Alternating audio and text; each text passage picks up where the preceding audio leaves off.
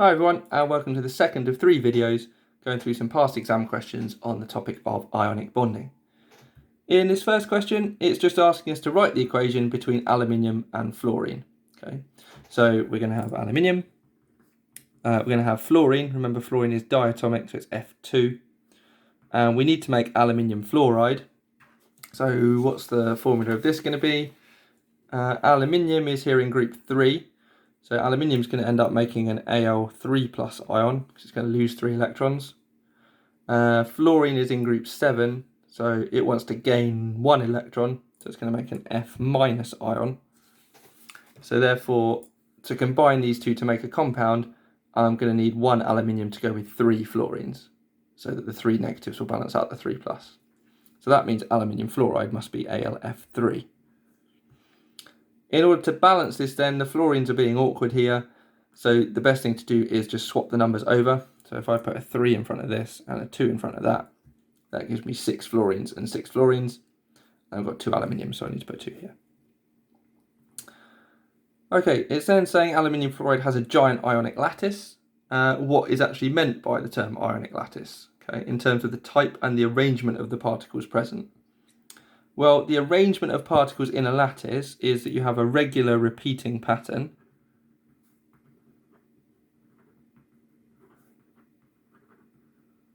So that's the arrangement. And then what is the type of particles? So what are the particles in the lattice? Well, it's a repeating pattern of oppositely charged ions.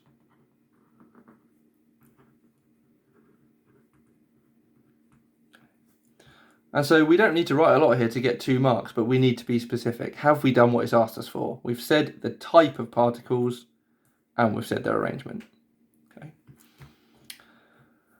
Okay, part C.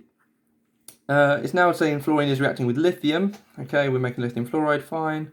Draw a dot and cross diagram for lithium fluoride. Okay, so we've already worked out what's going on with the fluorine up here. We said it's going to make an F minus ion, so let's do that. Here's my fluorine. Here's its 7 electrons that it had anyway, and it's going to gain 1 electron, and it's going to make an F minus ion. So we kind of already worked that out from earlier on. What's going to go on with lithium? Let's find lithium on the periodic table. Lithium is over here in group 1, so it's only got 1 in its outer shell, so it's going to lose that 1 electron, and it's then going to have none in its outer shell, and it's going to have a positive charge because it lost 1 electron. I've drawn the lithium with an empty outer shell. You could draw the next shell down and show that it's full up, but just be careful, don't draw it with 8 electrons.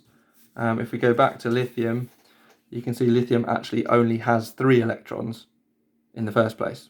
So what it would do is lose 1 electron and go down to just having the first shell filled with 2. So I could draw lithium with 2 in its shell like that, but it definitely shouldn't have 8 electrons. So just be careful with that one. And then finally here, explain why lithium fluoride conducts electricity when molten, but not when solid. Okay. So the reason for that is that when molten, the ions are able to move.